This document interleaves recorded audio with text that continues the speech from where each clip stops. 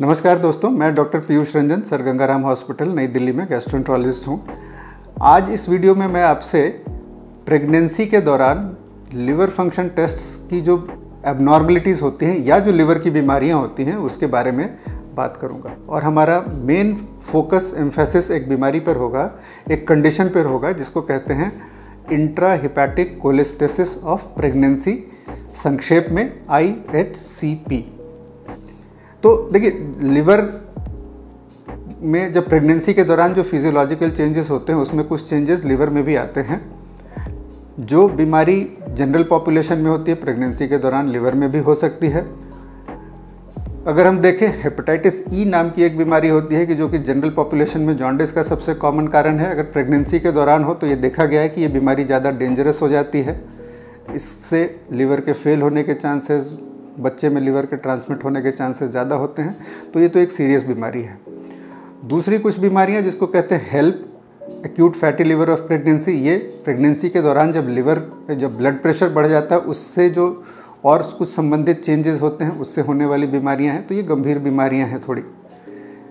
इंट्राहिपैटिक cholestasis of pregnancy एक बहुत ही common बीमारी है जिसमें क्या होता है कि सेकेंड ट्राइमेस्टर यानी कि 16-20 हफ्ते के बाद धीरे धीरे सबसे पहला जो इसमें लक्षण होता है इचिंग होना, यानी कि खुजली होना पूरे शरीर में, इंटेंस प्रूराइटिस, खास करके हाथों में, हथेलियों में, पैर के तलवों में इंटेंस प्रूराइटिस शुरू होता है और बाहर से कोई ऐसी दाने, धब्बे, फफोले कुछ नहीं नज़र आते, सिर्फ खुजली होती है।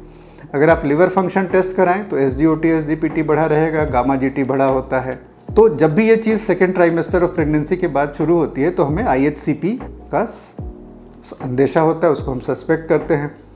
IHCP को डायग्नोज करने के लिए कोई एक पर्टिकुलर टेस्ट नहीं होता है, लेकिन जो अलग अलग क्लिनिकल सिचुएशंस और कुछ टेस्ट के ज़रिए हम इसको कंफर्म कर सकते हैं। सबसे कॉमन ब्लड टेस्ट जो इसको कंफर्म करने के लिए करते हैं वो होता है serum bile acid. Serum bile acid अगर 10 से ऊपर हो तो ये कंडीशन IHCP होने के चांसेस बहुत ज़्यादा हैं। ये डायग्नोस्टिक नहीं है, ये सजेस्टिव टेस्ट है। गिवन क्लिनिकल सर्कमस्टांसेस में, उस परिस्थिति में अगर ये चीज़ें हो रही हो तो ऐसा होता है। तो ये IHCP के डायग्नोसिस को सपोर्ट करता है। देखिए, IHCP जनरली पहली प्रेगनेंसी में होता है। जिनको पहली प्रेगनेंसी में हुआ उनको सब्सिक्वेंट प्रेगनेंसीज में रेकर करता है। कुछ फैमिलियल लिंकेज होती है इसमें, यानी कि अगर आपकी मदर को, आपकी सिस्टर को ये प्रॉब्लम है तो आपको होने का इसमें खतरा बढ़ता है।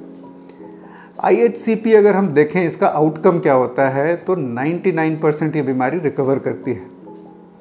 कुछ लोगों में जिनमें बाइल एसिड का लेवल काफ़ी बढ़ जाता है, यानी कि 100 से ऊपर होता है, तो ये intrauterine death, fetal growth retardation, preterm delivery, ये 3 इंपॉर्टेंट चीज़ें हैं।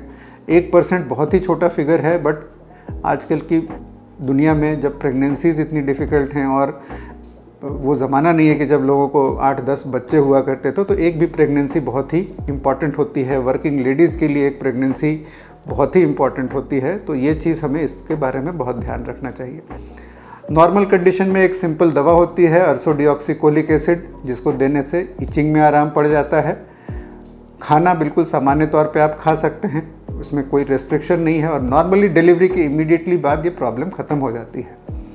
अगर फीटल ग्रोथ में प्रॉब्लम आ रही हो, फीटल डिस्ट्रेस हो रहा हो, 32 वीक्स के बाद अगर बाइल एसिड का लेवल 100 से ऊपर चल रहा हो, तो कई बार इलेक्टिव डिलीवरी कराना, यानी कि पहले टाइम से पहले बच्चे को बाहर निकालना, ये एक रिकमेंडेशन है जो कि अक्रॉस द बोर्ड रिकमेंडेशन नहीं है, but case to case basis पर गायनेकोलॉजिस्ट, गैस्ट्रोएंटरोलॉजिस्ट से डिस्कस करके इसको किया जा सकता है।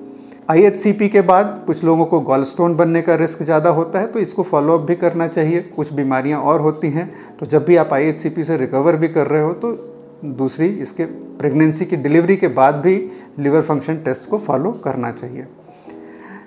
जहाँ से हम पहले शुरुआत हमने की थी कि SGOT, SGPT बढ़ना और थोड़ा सा बिलिरुबिन भी बढ़ सकता है इसमें, यानी कि जॉन्डिस होना, तो अन्य कारणों की टेस्ट करना बहुत ज़रूरी है।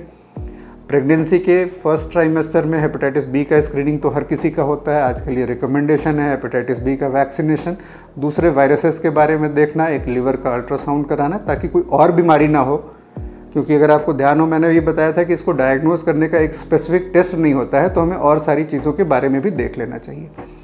देखिए प्रेगनेंसी आजकल एक इतनी प्रेशस चीज़ है कि थोड़ी सी भी खराबी उसमें एक पैनिक की स्टेट क्रिएट करती है। IHCP जैसा मैंने बताया 99% प्लस सेल्फ लिमिटिंग कंडीशन होती है। Close fetal monitoring, symptomatic relief की दवाइयाँ ये करना होता है। और यदि उस सिचुएशन में जबकि लगे कि कुछ खतरा पैदा हो सकता है तो अपने गायनेकोलॉजिस्ट और गैस्ट्रोएंटरोलॉजिस्ट से डिस्कस करके अगर अर्ली डिलीवरी कराना आपके लिए उचित हो तो आप ये डिसाइड कर सकते हैं। इस वीडियो में दी गई जानकारी अगर आपको अच्छी लगी हो तो आप अपने फैमिली मेम्बर्स और फ्रेंड्स से शेयर करें। धन्यवाद।